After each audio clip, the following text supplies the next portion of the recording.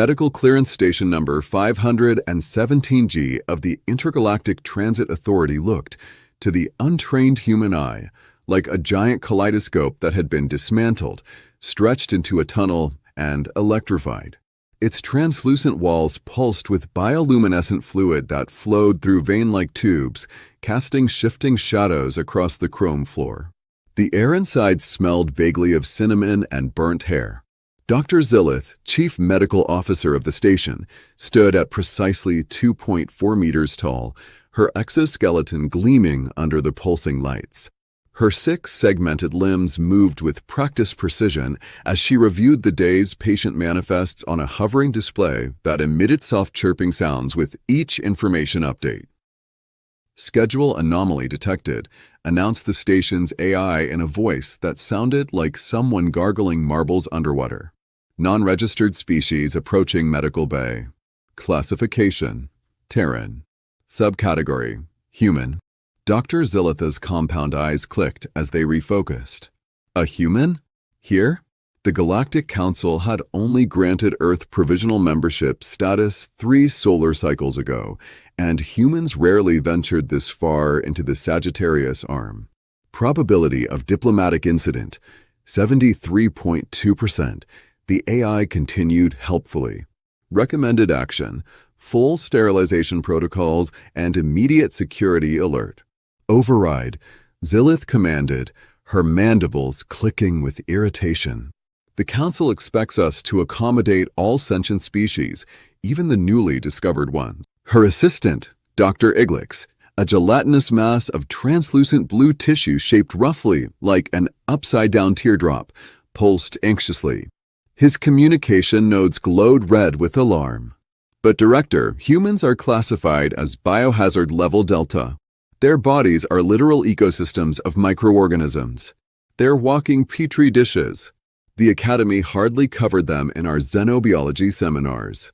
Zillith's exoskeleton rattled in what passed for a sigh in her species. The Council's diversity initiative requires us to provide care to all sentient beings, regardless of our personal discomfort. Besides, humans have been cleared for interstellar travel. They can't be that hazardous. The decontamination chamber hissed open, and in walked the human. He was remarkably unremarkable, a bipedal mammal of average height, with a mop of brown fur atop his head and a rumpled jacket that had seen better days. He carried a battered duffel bag over one shoulder and wore an expression that Dr. Zillith's xenopsychology training identified as mild confusion with undertones of existential dread. Standard for most species during their first deep space medical examination. "Yo," said the human, raising one of his upper limbs in what might have been a greeting or a defensive posture. "Name's Dave Miller. My transport ship said I need some kind of medical clearance to continue to Proxima Station. Something about quarantine protocols?" Dr. Iglix rippled with disgust, retreating several centimeters. It's leaking water vapor and carbon dioxide with every exhalation, he pulsed privately to Zillith. And the dermal shedding is visible to the naked eye. "Greetings, human Dave Miller," Dr. Zillith said, ignoring her assistant. "I am Dr. Zillith, Chief Medical Officer of Clearance Station #517G.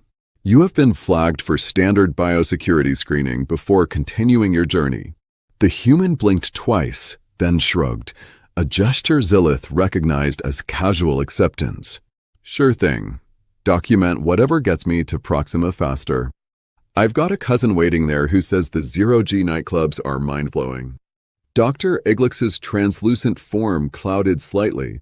It's referring to recreational activities involving neural stimulation in gravitationally neutral environments.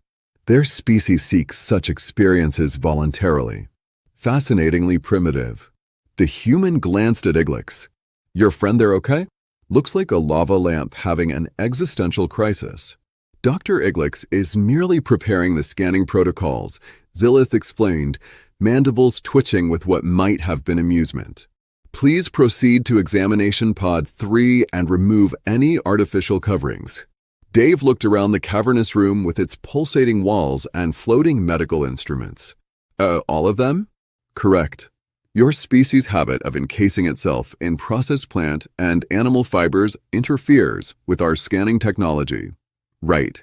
The human side moving toward the indicated pod. Just like my last physical back on Earth, except with more tentacles and mood lighting. 15 minutes later, Dave Miller stood in the center of a hexagonal chamber, naked except for a thin film of iridescent mist that clung to his skin, a bioreactive scanning medium that Dr. Zillith had assured him was mostly harmless to mammalian tissue. His clothes had been taken away for molecular assessment, whatever that meant. "Is it supposed to tingle like this?" Dave called out, shifting uncomfortably as the mist seemed to seep into his pores. "And change colors?" "It's gone from blue to sort of a panicked purple." In the control booth, Dr. Zillith and Dr. Iglix watched with growing concern as the scanning medium reacted to the human's biology in unexpected ways. "This is unprecedented," Iglix pulsed, his gelatinous form rippling with excitement. "The scan medium is detecting something unusual in the human's cellular structure." Zillith clicked her mandibles thoughtfully. "Run a full spectrum analysis and activate the quarantine fields, just in case." A soft hum filled the examination pod as invisible energy barriers snapped into place around Dave. He felt a slight pressure change in his ears, but otherwise noticed nothing amiss until a robotic voice announced, "Quarantine protocols initiated. Please remain motionless for your safety." "Hey," Dave called out, suddenly alarmed. "What's going on? Is this normal?" Dr. Zillith's voice came through the speaker system. "Please remain calm, Human Dave. We've detected some anomalies in your preliminary scan that require further investigation. This is merely a precaution." "Anomalies? What kind of anomalies?" Dave's heart rate increased, which immediately triggered a series of alarming beeps from the monitoring system. "The subject's internal hydraulic pressure is rising," noted Iglix. "And those electrical patterns in its neural tissue, completely chaotic. How does such a creature function without imploding?" "Remember your xenobiology training," Zillith admonished.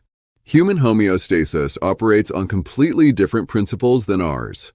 The scanning mist around Dave had now turned a deep crimson color and began to coalesce into floating symbols that hovered around his body, the AI's visual representation of the data it was collecting. "Look at this," Zillith said, pointing a segmented limb at the display. "The human's cellular structure contains traces of something our system can't identify." Iglix pulsed with alarm. "Quarantine violation. Unknown biological agent. We should incinerate the chamber immediately." "That seems excessive," Zillith replied dryly. "Let's try communicating with it first." The intercom crackled. "Human Dave, our scans have detected unidentified biological elements throughout your system. Can you explain this contamination?" Dave, who had been trying not to panic as the mist around him formed increasingly complex patterns, blinked in confusion. "Contamination? I don't know what you're talking about. I passed all the health checks before leaving Earth. The elements appear integrated into your cellular structure," continued Zillith. "Are you aware of any modifications or enhancements you've undergone?" "Modifications? No. I'm just a regular guy. The most exotic thing in my system right now is probably that blue noodle thing I ate at the spaceport cafeteria." Dr. Iglix's color shifted to a concerned orange. "It admits to voluntary ingestion of unknown substances. This confirms my suspicion that humans lack basic survival instincts." Zillith ignored her colleague and focused on the data streaming across her displays. "The unknown elements are concentrated in the human's digestive tract, respiratory system, epidermal layer, and everywhere, actually." "That's impossible," Iglix pulsed. "No species could survive with that level of foreign biological infiltration unless—" They both reached the conclusion simultaneously. "Symbiotic relationship," Zillith clicked. "Or parasitic infection," countered Iglix. In the examination pod, Dave was becoming increasingly uneasy as the mist around him condensed into what looked suspiciously like biohazard symbols. "Guys, any chance I could get my clothes back soon?" It's getting a little chilly in here, and these flashing red lights aren't doing wonders for my anxiety. Dr. Zillith tapped a series of commands into her console. Initiating comprehensive molecular scan. This may cause a slight warming sensation, human Dave. Slight warming sensa, WHOA. Dave yelped as the mist suddenly heated up, enveloping him in what felt like a sauna. This is beyond slight, Doc. The scan lasted approximately 45 seconds, during which Dave contemplated all his life choices that had led to this moment, standing naked in an alien medical facility, being essentially steam-cleaned while mysterious entities debated his biological makeup. When the mist finally cooled and began to dissipate, Dr. Zillith and Dr. Iglix were staring at the scan results with what Dave could only interpret as the alien equivalent of shock. Human Dave, Dr. Zillith's voice came through the speaker, sounding more formal than before. I regret to inform you that we cannot clear you for continued travel at this time. Dave's stomach dropped. What?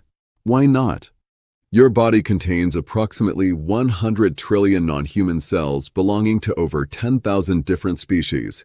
The level of biological contamination is unlike anything in our medical records. Wait. Are you talking about my microbiome?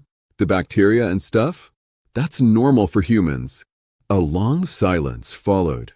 You're claiming, Dr. Zillith finally responded, that this massive multi-species colonization of your body is intentional? Not intentional exactly, Dave tried to explain. It's just how we evolved. Every human has trillions of bacteria, fungi, and other microorganisms living in and on them. It's healthy. We need them to digest food, protect our skin, all sorts of things. Dr. Iglix's form was now pulsating rapidly in what appeared to be distress. It's claiming to be a voluntary host to trillions of parasitic organisms. This creature is a walking ecosystem. They're not parasites, Dave protested. Well, most of them aren't. It's a symbiotic relationship. They help us, we help them. It's Biology 101. The two alien doctors exchanged what Dave assumed was the extraterrestrial equivalent of horrified glances. Human Dave, Dr. Zillith said carefully. I'm afraid we must refuse treatment under Galactic Medical Protocol 772-B, which prohibits intervention in evolutionary symbiotic relationships without council approval. Additionally, we cannot authorize your continued travel until we understand the implications of your condition. Condition? Being human isn't a condition. Look, can I at least get my clothes back while you figure this out? As Dave stood there, increasingly frustrated, a new alarm began to sound throughout the medical bay. A holographic projection appeared in the center of the control room, displaying what appeared to be microscopic images. Update from molecular assessment, announced the AI. The human's artificial coverings contain 8,762 distinct microbial species, 152 arthropod fragments, and trace elements of non-sentient mammalian DNA. Dr. Iglix's entire form went pale. Its clothing is as contaminated as its body. The human brings an entire ecosystem aboard our station. Dave sighed heavily. Those are just dust mites and skin cells, maybe some pet hair. I have a cat. Look, this is getting ridiculous. Silence. Dr. Zillith's mandibles clacked authoritatively. This situation requires consultation with the station's Xenobiological Containment Division. 3 hours later, Dave sat on the edge of a decontamination field that functioned somewhat like a bed, though it hovered half a meter above the floor and occasionally emitted soft chiming noises that seemed to follow his heart rate. He had been given a medical garment that resembled a silver jumpsuit, but felt more like being wrapped in cool liquid metal. The door to his quarantine room slid open with a hiss, and in walked Dr. Zillith, accompanied by a new alien Dave hadn't seen before, a tall, spindly creature with iridescent skin that seemed to shift between various shades of green. It wore what looked like ceremonial armor made of overlapping translucent plates. Human Dave, this is Director Phalanx of the Xenobiological Containment Division, Dr. Zillith introduced. Director Phalanx has reviewed your case, and has made a decision regarding your status.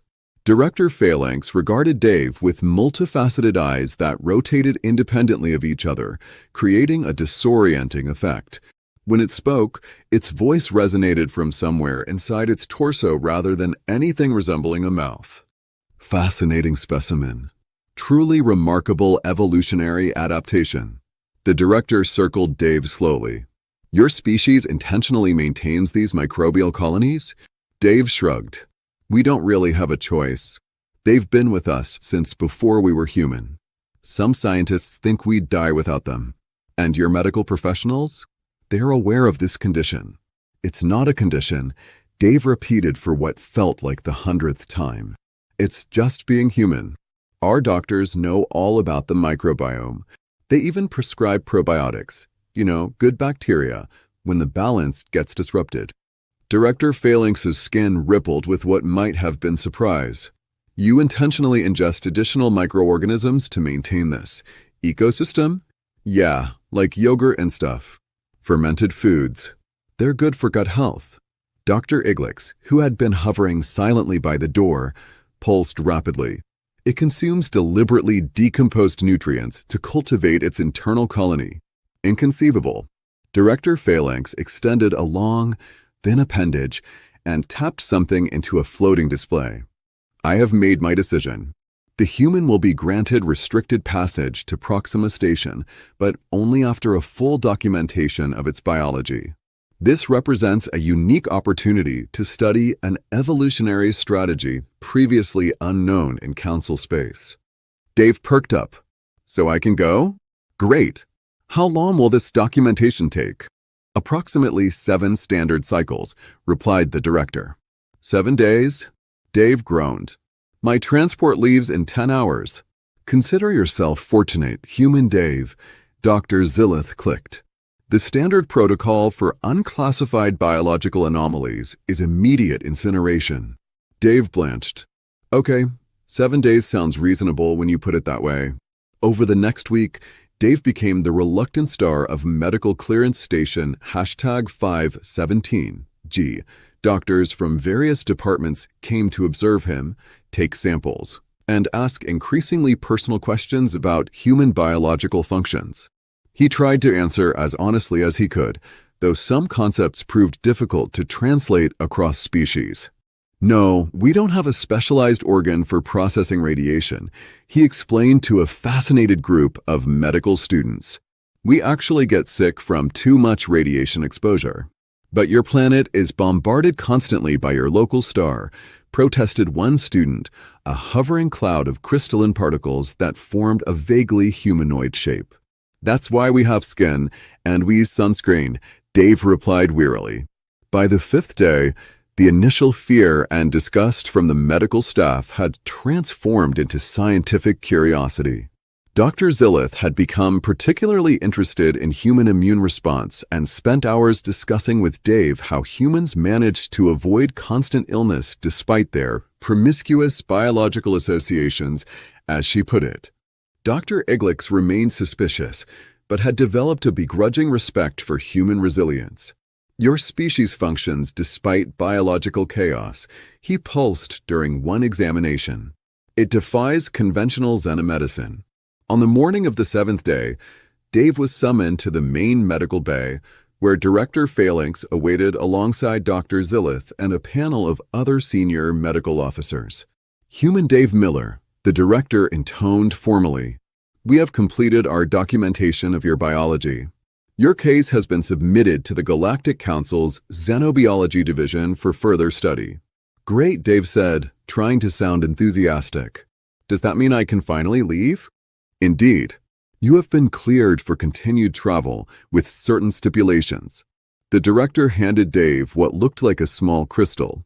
This contains your medical passport. It identifies you as a Category 7 symbiotic composite entity. What now? In simpler terms, Dr. Zillith explained, you are officially classified as not just an individual, but as a mobile ecosystem. The passport will alert other medical facilities to your unique status and prevent future quarantine situations.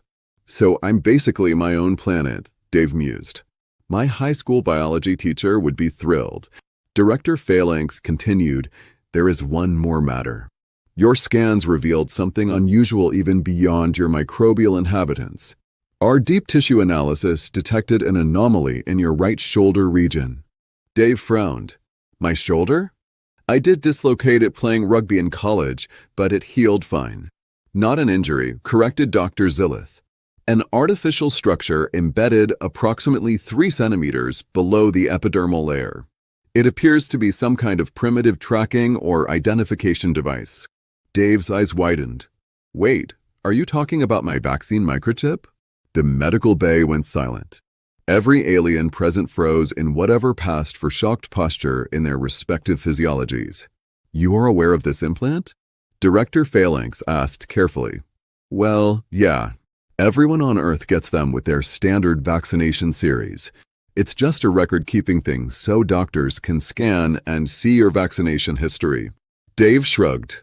"It's been standard practice for years." Dr. Eglix pulsed rapidly, his gelatinous form almost vibrating with alarm. "The human species voluntarily implants tracking technology into their young. They monitor each other constantly." "What?" "No," Dave protested. "It's not a tracker.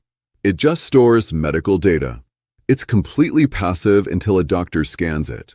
Dr. Zillith clicked her mandibles thoughtfully. "This raises significant ethical questions. Human Dave, does your government force these implants upon your population?" "Force? No, it's just part of public health. Though I guess there are some conspiracy theorists back home who think it's some kind of mind control device or something." Dave laughed, then stopped when he realized none of the aliens were joining in. "Wait, you guys don't seriously think?" "The council must be informed immediately," Director Phalanx declared. "If humans are subjected to governmental biological monitoring without proper consent protocols, it could violate multiple sections of the Sentient Rights Accord." "No, you've got it all wrong," Dave tried to explain. "It's just a tiny medical record chip. It's for our own good." "That," Dr. Zillith said gravely, "is precisely what concerns us." 2 hours later, after much debate and several increasingly frustrated attempts by Dave to explain modern human healthcare, he was finally cleared to leave the station. His travel authorization came with a special diplomatic notice that he was not to be considered representative of standard human practices, which he found mildly insulting. As he prepared to board his transport to Proxima Station, Dr. Zillith approached him one last time. "Human Dave," she clicked, her compound eyes reflecting the blue light of the departure terminal. "I wish to apologize for the inconvenience you experienced. Our medical protocols were not designed with your species' unique biology in mind." Dave smiled. "No hard feelings, document. I guess we humans are pretty weird by galactic standards." "Not weird," Zillith corrected. "Fascinating. Your evolutionary path chose integration rather than isolation. While most spacefaring species evolved to minimize biological interference, humans embraced it. You are not merely individuals, but communities. It is an unexpected solution to survival." "Never thought of it that way," Dave admitted. "I'll tell my gut bacteria you said hi."